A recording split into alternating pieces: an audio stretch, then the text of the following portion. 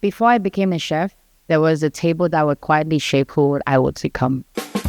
My first table wasn't necessarily a first table where I sat down. I think my first table was just experiencing how family, we would dine together. I think that was where my first table experience was. I think that was what led me to become who I am today, at least one of those things. Yeah, there are a few things that I'm struggling a little bit to like pinpoint one thing, but other things that also made that table and made me who I am today was the flavors that my dad would combine in a simple omelette.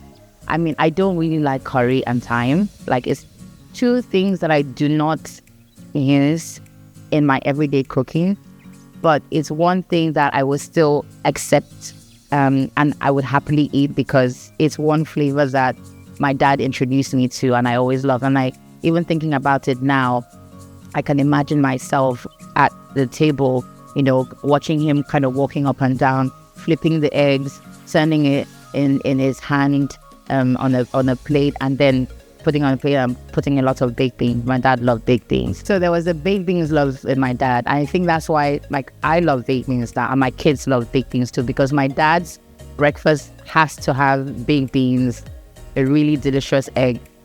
And so those were the flavors that made me love breakfast. For instance, because my dad introduced me to that breakfast and he said, okay, breakfast is so important. We go to church, come back, and we'll just have a simple, I can remember my sisters and we'll all just sit down at the table kind of waiting.